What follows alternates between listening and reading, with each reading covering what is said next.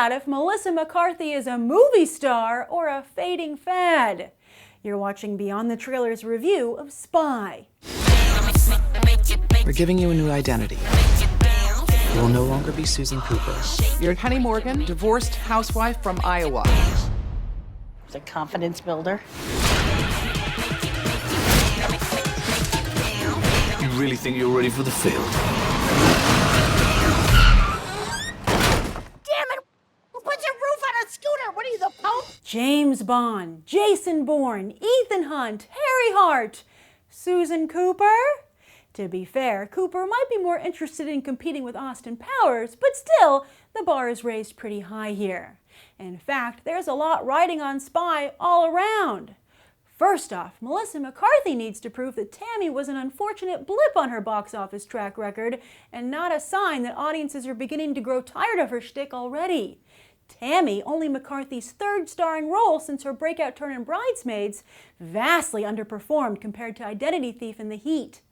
Then there's Paul Feig, who hopes to prove he's the secret ingredient to McCarthy's success, having helmed both Bridesmaids and The Heat.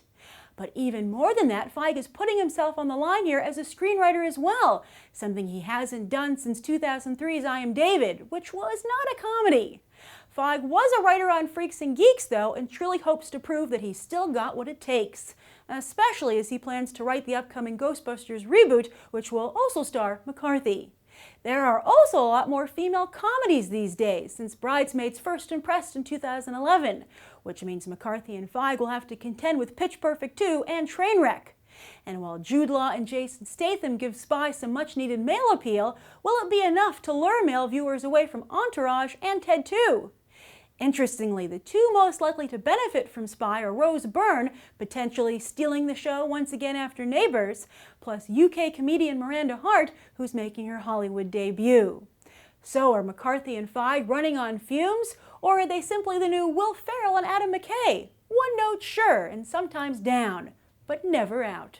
So I realize that some of you might be on the fence about seeing this movie because you're on the fence about Melissa McCarthy in general, which is where I was going into the press screening for Spy.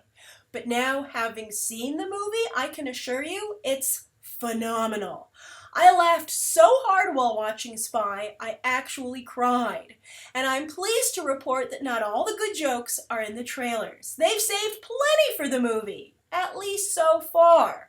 And I say that because as we get closer and closer to the release date for Spy, expect Fox to step up their ad campaign for the film, a last-minute push, if you will. And in that ad blitz, they'll very likely give away a few more jokes from the movie. So because I think you should go into Spy as fresh as possible, my advice for you is from here on out to avoid all ads for Spy like the plague, because you don't need any more convincing. You're going to go and see this movie. And if you do need a little more convincing, well, that's what the second half of this review is for. Yes, in the spirit of my advice, I've divided my review into two halves. The first is going to be the generalist of general discussions about the movie. But then the second half, while it won't have any spoilers, we'll go into a little bit more detail as to why I like the film so much.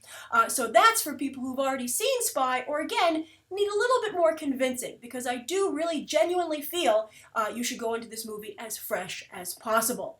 So on that note, let's begin that general discussion. And I can generally say about Spy, it's the best spy comedy since Austin Powers, which is very high praise, but praise that Spy deserves.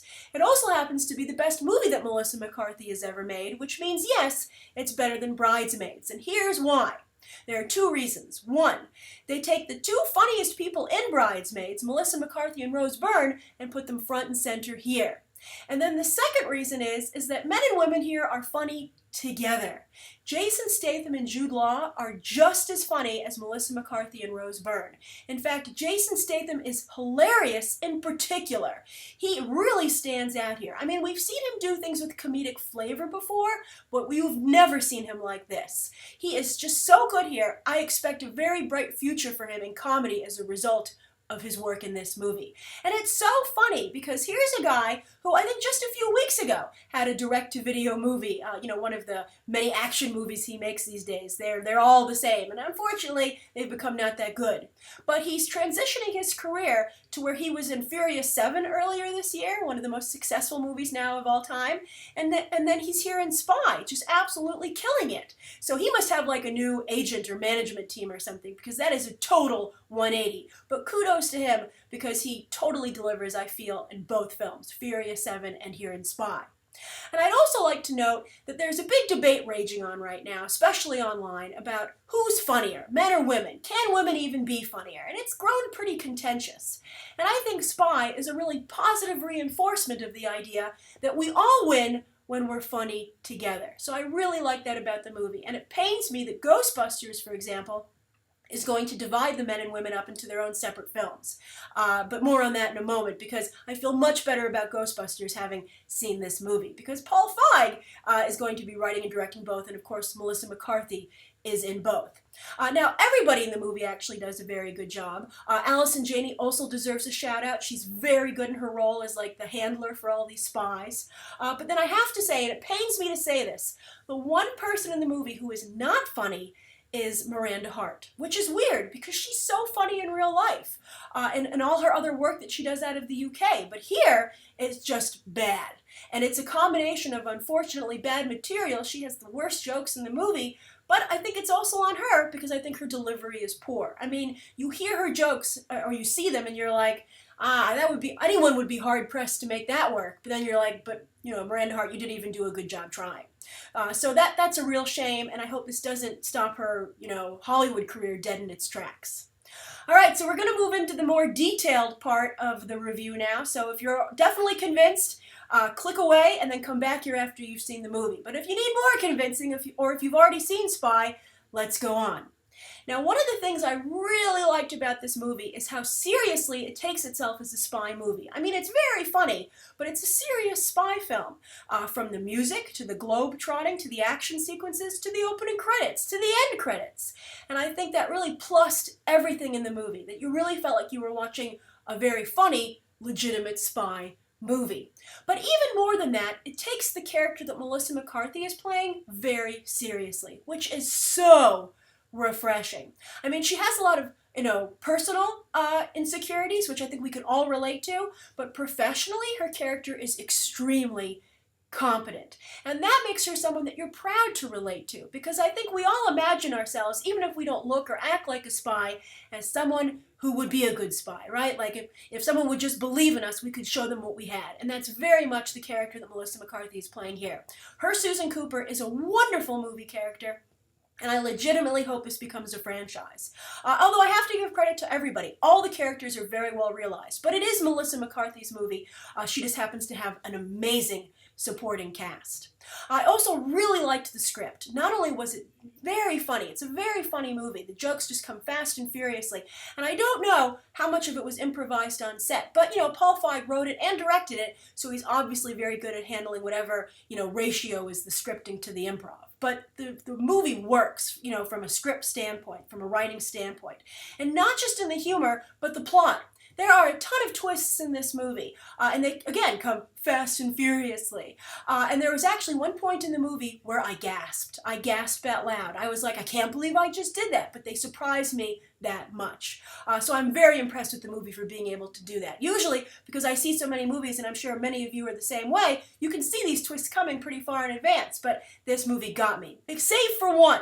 I'm not going to give it away, but there's like a pre-credits scene in the movie, so make sure you catch it. Pre-credits. It's like right before the credits. But it was something that throughout the film I was hoping was going to happen, and I totally called it, and it did, and it was awesome. So if you've seen the film, make sure you put a spoiler warning, but let me know what you thought of that development yourself.